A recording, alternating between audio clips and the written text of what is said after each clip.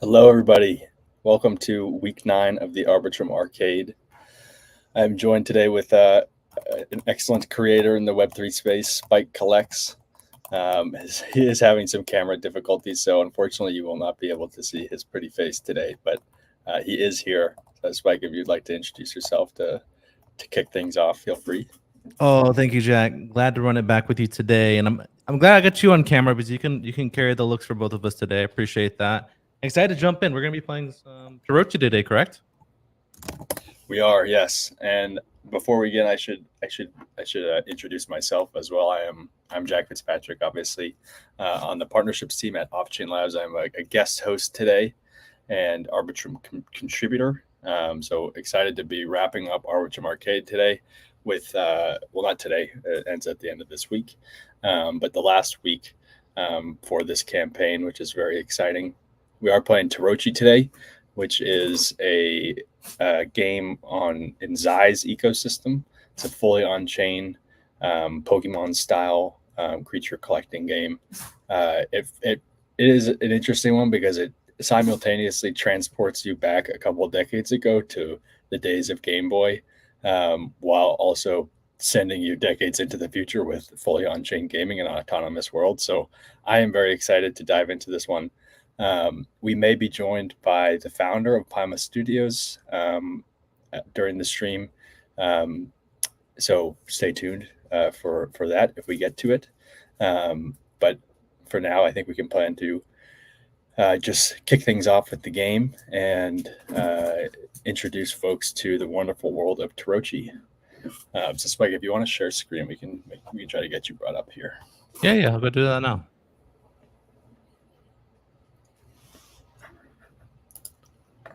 Perfect. So right now I just started the tutorial, and again, this gives me hardcore,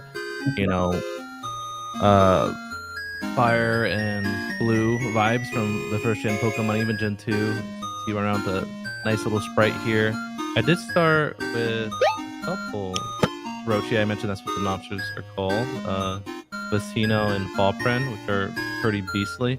I am trying to find out where my next trainer is. Have you had a chance to kind of run through it real quick? Let's tour around. I have, but it has been a year since I have. Okay, perfect. Go ahead and just start a battle here. This is your first opponent.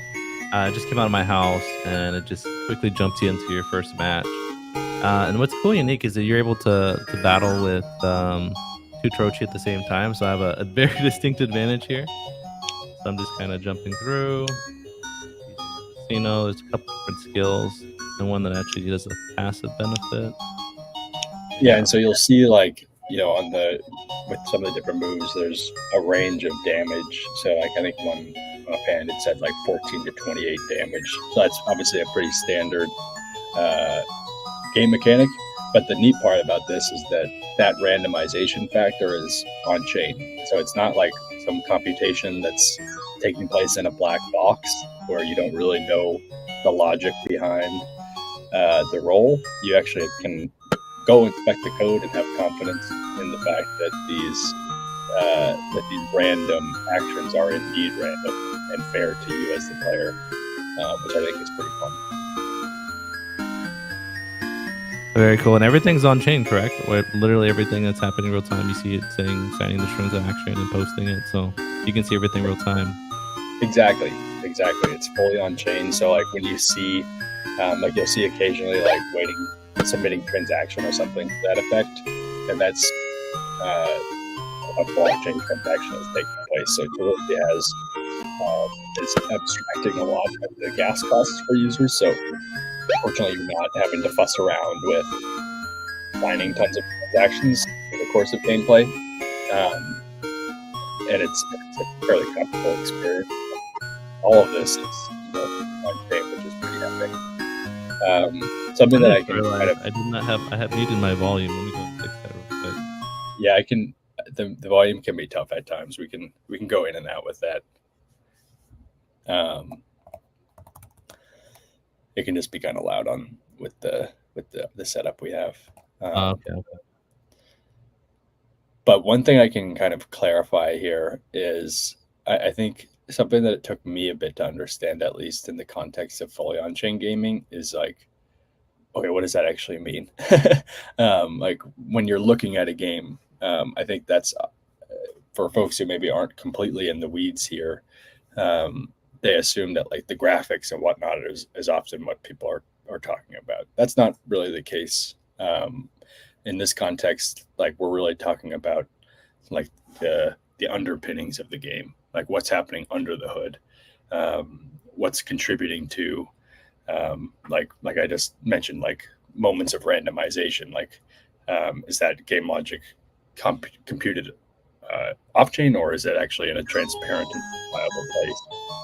How's that sound? I muted it. Too loud? Yeah. Feel free to turn it on and off. Yeah, the music epics and kind of brings you back to those early 90 vibes. So I had to figure out how to lower it. So I think I got it right. I didn't know there's a self healer down here, and I did notice that there's Phantom at the top, which is rather than having a set amount of uses per attack, you have so much attack power. I guess it's called stamina. Is that what STM stands for right here as well? Yeah, I think that's like kind of the energy effectively, because you can like recharge your STM as well. There's a move that you can replenish your STM. And with these kind of games, there's so much you can do, right? You can capture monsters, you can level them up. Is there evolutions? Do you know that much? I know we're expecting the Foundry going to be here to kind of explain. I believe there are evolutions. They also have, I believe they have plans around like limited edition beasts and stuff like that. That's where like the fully on-chain element really opens like just an infinite realm of possibilities, which is really exciting. The whole like one of the motivations, I can't speak for Tarochi and Paima specifically, but in the fully on-chain gaming space, in the autonomous world space, one big motivator for a lot of the developers is the idea that like third-party individuals or teams can contribute to the game and actually advance in that way. So I think that's something I'm excited to see with Orochi over time is potential to see like community like the inventory of monsters that are available in the world.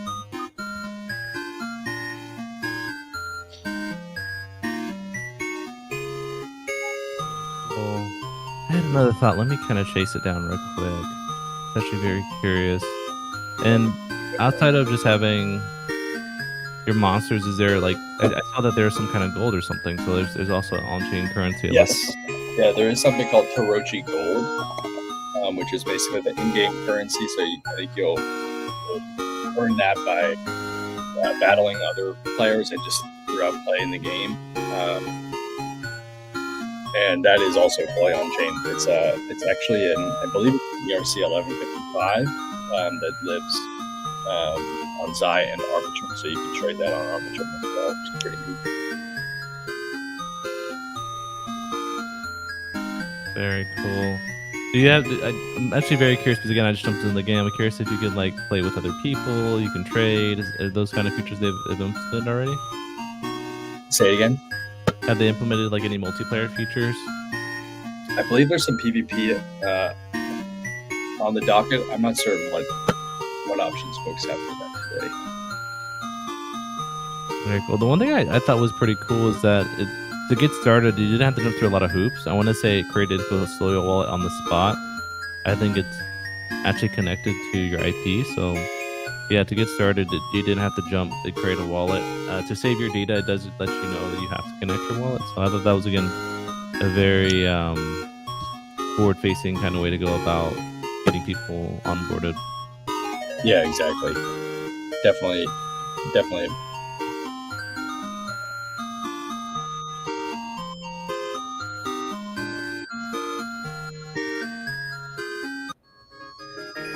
It looks like I just found myself in a gem. Uh-oh. I did not heal my team. Run. Run. Man, those are some beastly monsters. I like the middle one. Yeah, they look pretty sick. I'm such a sucker for pixel art, though. I mean, you see my Forgotten Runes hat. Yeah. I am a sucker for pixel art. I had to run away. I didn't want my Trochi to die.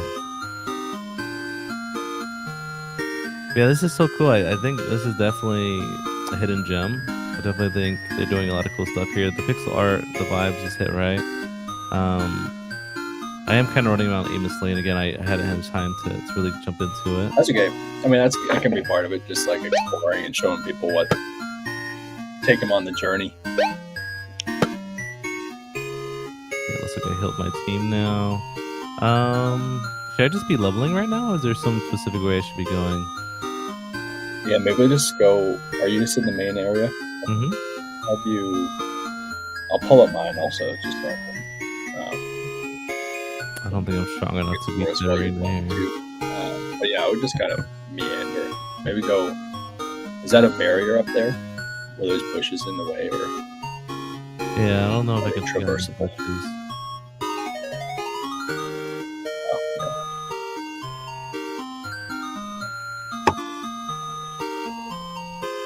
I haven't said I went this way yet.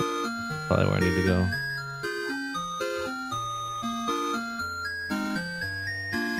I think that's where we need to go. Let me check this way. Yeah, it looks a friendly arrow.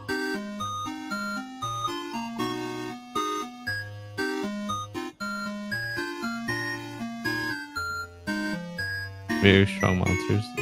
Okay, looks like I'm in the tutorial area. I probably shouldn't leave it quite yet. But overall, I really like the art style and music. It really kind of brings me back. Gen 1 by far was amazing. Gen 2 was pretty good. Gen 3 I feel like was okay for Pokemon. And I feel like it's taking a lot of elements from all three. Yeah.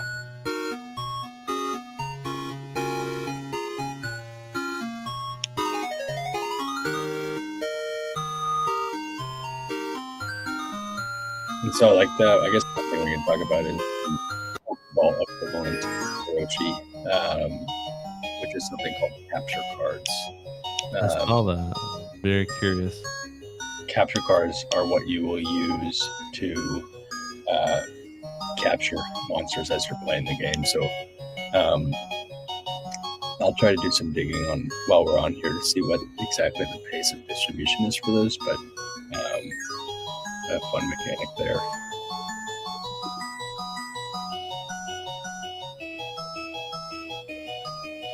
And I guess something that I think is interesting about just to riff for a second, I guess, on like why these fully on chain games are so cool. Like everything you're doing in the game is it's like cataloged on Zai/Arbitrum. Like it's a combination for Torochi specifically, but it's logged on a blockchain. That means that like for other game developers out there who are launching maybe a new game in a year and a half, right? Or launching a game on Arbitrum, they want to understand like, all right, like where are the players that have been playing these games? Like we know that we have a similar demographic, or maybe we're complementary in some ways. How can we go access those users? There's a very clear record of all of the people that have been playing this game. You can understand extremely which players are playing more often. You can understand.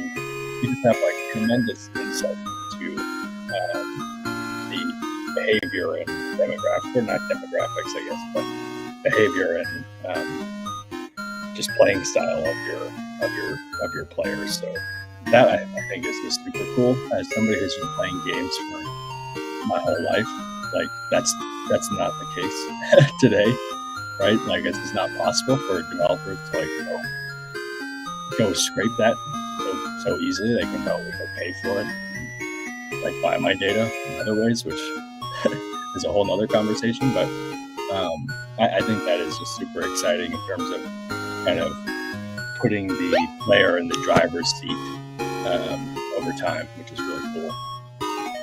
Yeah, to kind of breaking away, I think makes sense to gamers is like you don't just own your assets in Web3, you own your achievements and your personal data. So imagine like you had reached the highest level of Torochi and let's say Crow Beast is like, hey, look, let's give out like a cool airdrop or like a cool incentive for like the pro Torochi players. And there's different ways to collaborate with integrations, other things. So be able to track on-chain data is very powerful outside of just like owning your assets. And there's a lot of cool different ways. Yeah, exactly. Like that idea is thrown around a lot of the times, like owning your achievements and stuff. But like this is what it means.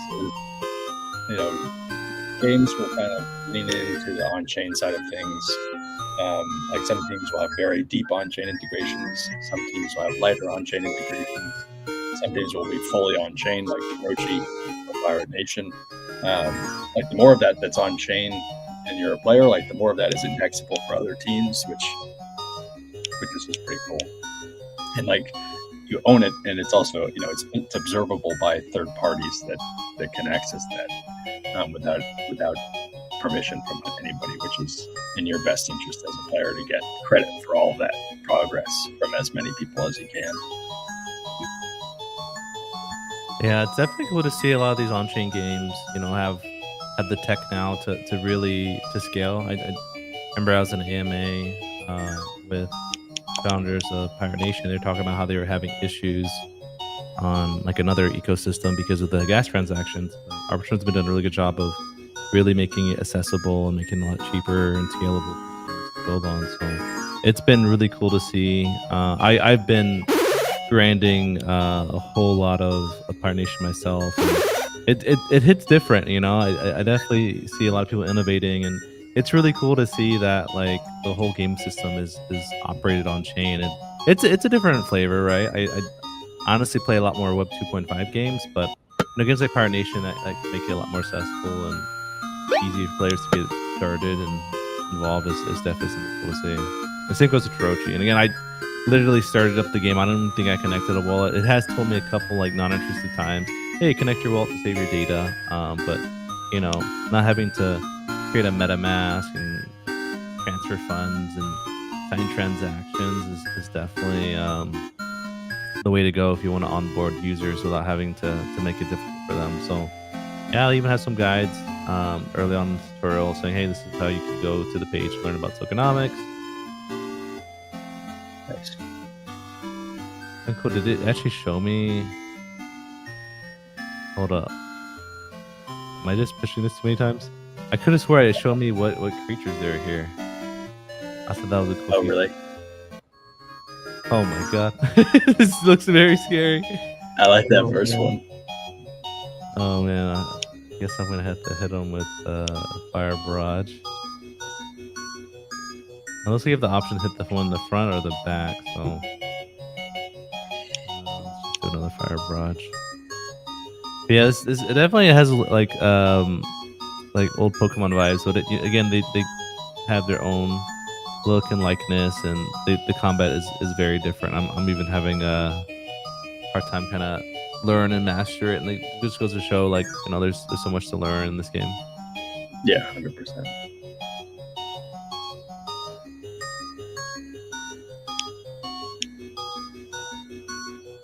Steal life, that's a good move. It's interesting to see that like your Trochi had the ability to attack more than once depending on their speed, I reckon. That is neat, yeah.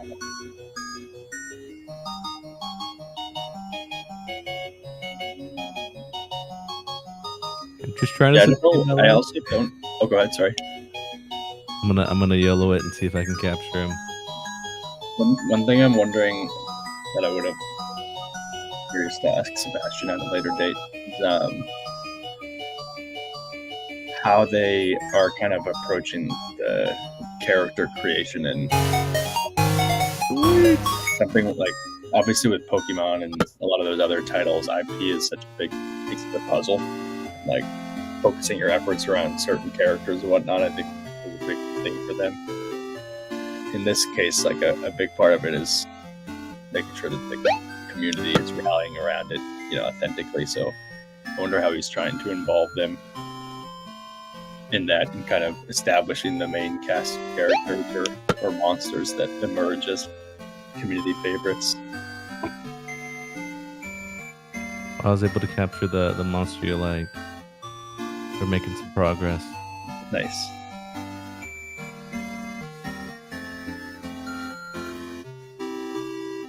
This is a battle. Let's go and take him out.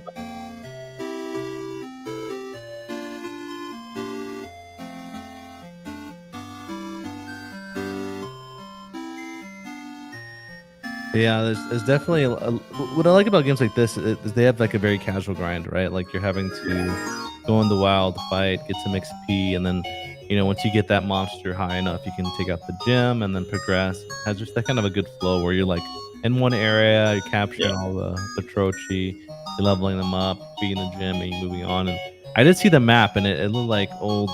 It looked like very similar to other Monster Collector games where there's just like a lot of different areas, and I reckon the gyms are gonna have like different specialties and Trochi fighting. These all look grass oriented, so I'll be hoping Fire Barrage is the way to go. Just scorching. Yeah, same. Against a bunch of grass type. Okay, not bad. It's a lot easier now that I have a level 2 Trochi. I was getting owned for a hot minute.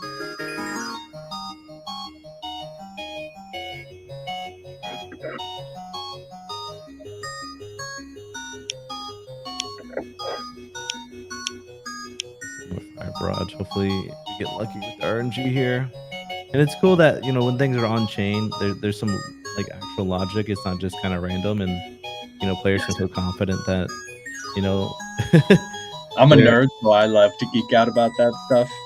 But like, agreed. I think it's so cool. I mean, like, just try to rewind to where we were like the space in Web3 gaming like a year and a half, 2 years ago. I mean, we're still overcoming a lot of what's the word? Ignorance, ignorance, frankly, about the space, and people not understanding where the technology is additive to games. And to me, the transparency and fairness side of it is where on-chain gaming really shines. Like when if you're like just somebody who spends time playing lots of games, if you're playing two games that are very comparable in terms of like funness and quality, etc., but one of them is like much more fair and transparently fair and verifiably fair, I imagine that people over time will gravitate towards those systems. Just because, like, if you're spending money and you're spending time on something, like, well, at the end of the day, you want to feel confident that you're being treated fairly, and this is the best way to ensure that. So it's such a palpable way. It's such a great way to kind of educate folks about where these things are actually additive. So I love it. Yeah, it comes down to the user experience, right? 100%. Gamers don't want to play games with extra steps. They want to have these great experiences. And when players are able to own, their items, their in-game currencies, their achievements, their grind, that's where it becomes. I think the games that probably do that very well are, on-chain games primarily, because again, everything you make can be, usable, right? TCGs also probably a really good identifier, because again, people are used to physical cards and owning their cards. Why shouldn't you do that in games like Web2 games like Hearthstone or Marvel Snap? MMORPGs, definitely huge, being able to serve a role, putting in the time or money and getting the equivalent out. It's a lot of people that are, looking for the coolest gear but don't have time to grind, whereas other players are looking for opportunities to maybe earn extra side money or to kind of move things around. So yeah, without a doubt, I think it just comes down to user experience. The games, the tech have been they've been growing extraordinarily well in Web3, and we're seeing a lot more compelling reasons for gamers to get involved. So it's definitely amazing to see. Let's get some poison off on this guy. And Frostmouth, we gotta get you level 2, man. Your damage is a little low here. I'm getting beat up by this level 3. I also, just to piggyback on your point there, 100%. Like, UX is first and foremost. Like, players are not going to mess around. Like the argument I was just making around the game being like all else equal, basically. Like folks have a low tolerance for new behaviors and being educated about new things. So like it is incumbent upon the game developer to deliver a seamless UX. Fortunately, the space has made really excellent strides over the past couple of years in improving that for game developers. So there's plenty of tools that you have available to help on that front. 100%. And like, what better medium to teach people about the tech than games? Exactly. You learn how to use computers playing games. You learn how to use the internet playing games. For a lot of people, it's going to be crypto and a lot of other cool DeFi technology. So yeah, it's been very transformative, and getting a good knowledge and kind of understanding of it definitely has its rewards as well. We've seen a lot of people early adopters get benefit from airdrops and other things. And again, it goes to show your achievements really come into play in Web3, and the way you can align incentives and grow with different projects is just so transformative.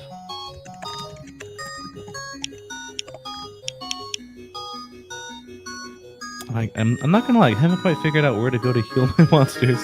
I just know if they all get taken out, we can kind of reset things. Say that again? I haven't quite figured out where to go to heal my monsters. Alright, let's see if we can find it. I'm loving the Japanese pixel vibes. That's really cool. I like the creative team. Like I'll definitely back to my Game Boy. The game it reminds me the closest of is probably like 007 on the Game Boy, but with a color sheet as well as the kind of Japanese vibe. Yeah. Let's see. That would be a good place to kill monsters. Okay. Maybe I just had to go in my room. I'm ready to go. See if we can capture another Trochi. We have one more card. I did get one for free. I don't know if it's a daily thing or you just get it for starting. Yeah, they do have a daily reward. Hopped over here by the store and I saw that the capture card is free. I think maybe I can only hold 2 at a time. Maybe that's the gimmick. But I'm really curious. There's so much things you could do with a game like this, right? You imagine having limited time monsters. Imagine having seasonal events. All right, I found. I think I found an area. I don't know if we've been to this one yet. But if you haven't been to this area, I guess we can. Is Sunnyside Meadows or is another one? We want to check this out first. Oh, okay, right here. Yeah, let's see. Have we already walked around here? I did a bit. I captured a Trochi here. I ran Yeah, to. go back to If you go back to the arena, I think I found a good spot for us. I can navigate through this. I'm gonna run here. It's looking kind of scary. But yeah, like I was saying, like it'd be so cool to be able to have like, like special animations or like lucky or shiny Orochi. Yeah, the animations and stuff are like. Still, frankly, I have some. Like, I'm not a game developer myself, so some of this with a grain of salt. In terms of the fully on-chain game side of things, like there's obviously a connection between like the back end of the game and the front end of the game.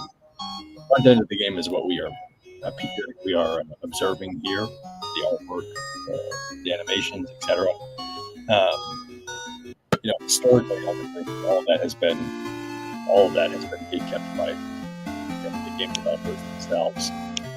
One of the objectives of fully on-chain games and autonomous worlds is to kind of outsource the game development to the community of players.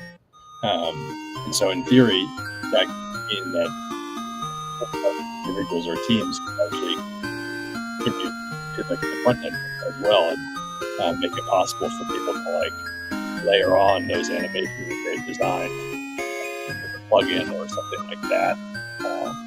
So we'll see how that evolves. Obviously, but that's something that I find about autonomous world and fully on-chain games in particular is that like leaning into the modification gaming in particular. All right, so I see you're by the arena. Mm-hmm. You go up to the right and up, yeah.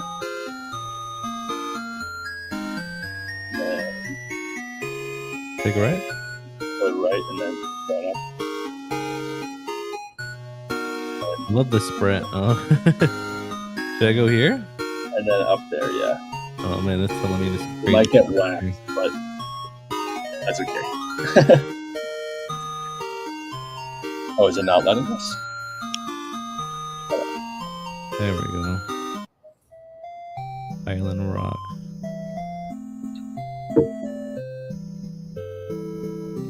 See if we'll see a trainer or we'll see some crazy monsters. Dude, the art looks so good. That sign set expectations that we're going to get messed up here, so. There we go.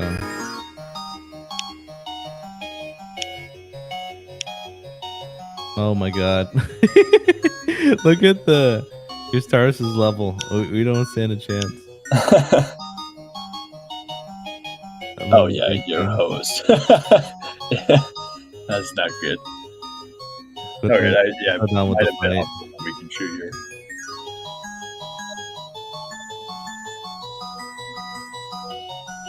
Yep, final boss. Let's go.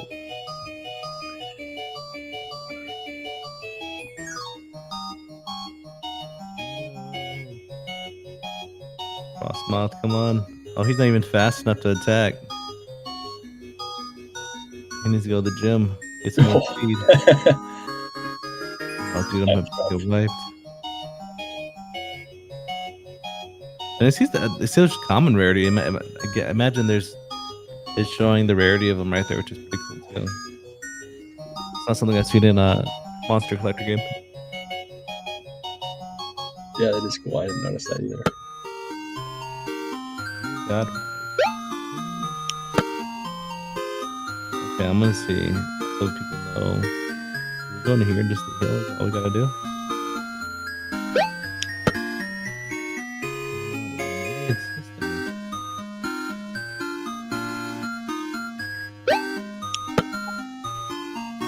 I haven't figured out how to heal.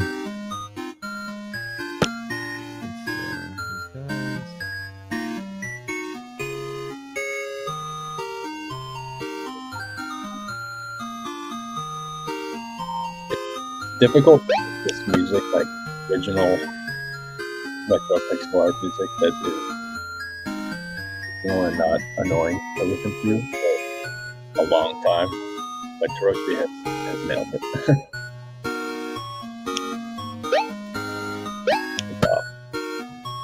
I can't figure out how to heal my guys. I've only been able to kind of fight this guy. Wait, you're trying to what? Kill them? I'm trying to figure out how to heal my monsters. Heal. See. Oh, okay. After you battle him, he tends to heal your monster. So that's one hell of a place to get your health back. Like, I'll heal you, but I have to fight you first. Dang, the Arget is a big throwback. Thankfully, he isn't too hard.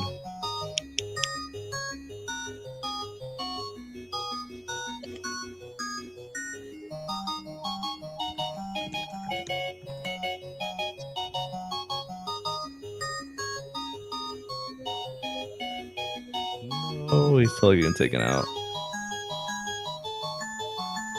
The thing is gonna come down to Frostmouth.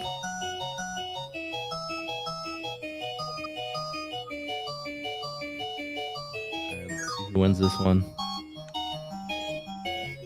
Make a break. No pressure. Okay, I think he's got it.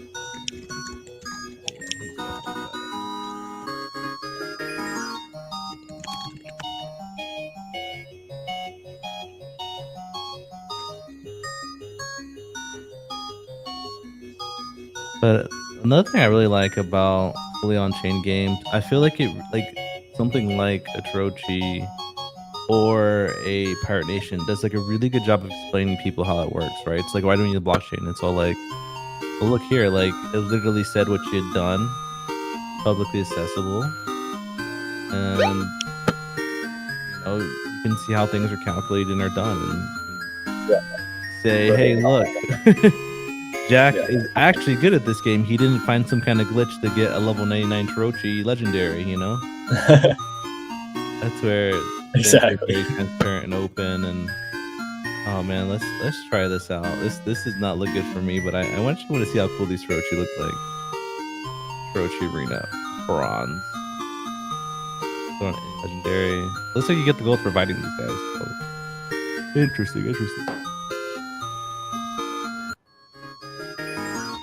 Spider-Man name.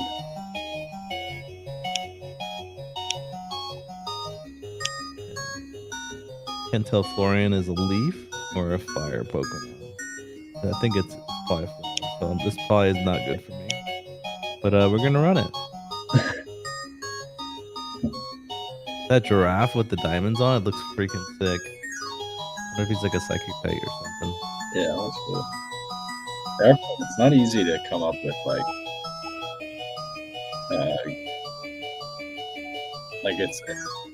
it's both reminiscent of like the old school Pokemon style, but also like very distinct and unique with theirs.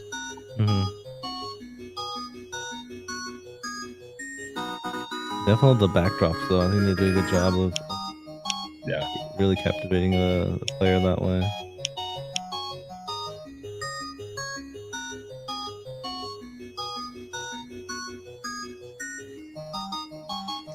I think we could probably we can probably wrap up after this battle ends. So I'll take a second here just to remind folks what it is we're doing here and how folks can take full advantage of the Arbitrum Arcade. We have partnered with Click, which has done some great work for us as part of this campaign. So you can head over to, let me get the proper URL for you. Arbitrum.click, CLIQUE.tech, and that is kind of the main hub for the Arbitrum Arcade. If you connect your wallet there, you will be prompted to claim 2 different scores. One is your Arbitrum ecosystem score, which is calculated based on a handful of different metrics that you'll see on the screen. That will give you a score in the form of an on-chain attestation. So this is we work with the attestations service, and we have attestations running on Arbitrum Nova, and that data will be indexable by anybody else to access that information and data. And then you also have the option to get your Toroki contribution score as well. So, if you've been participating over the last few weeks, then you're probably familiar.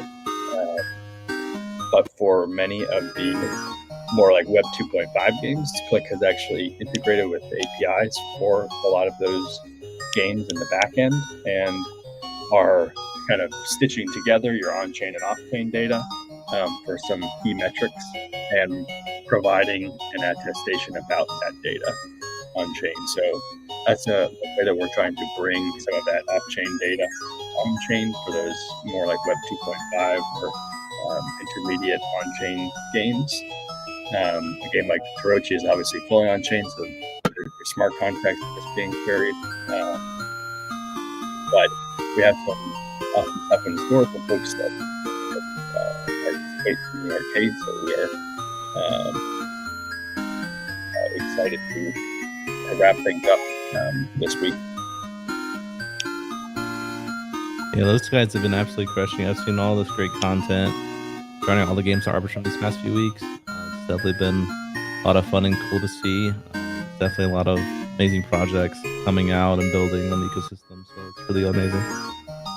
Yeah, it has been fun. We obviously did Arbitrum Odyssey in the past, which is more general ecosystem push. But obviously, gaming has been on the rise on Arbitrum, and it's been very fun to carve out a more specific activation for the communities here on that side of things. So hopefully more to come in the future. They're really fun first go around.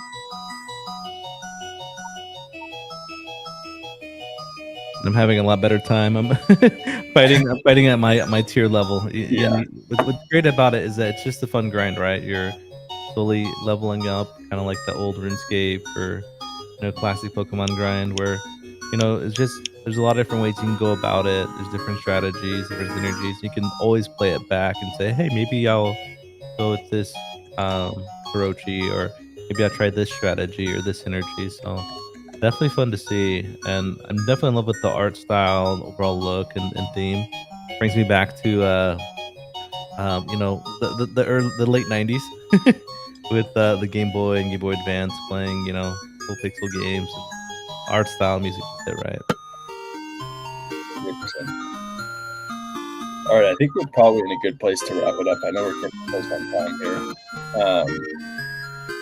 I want to give a huge thank you to Spike for joining us today. And everything for the final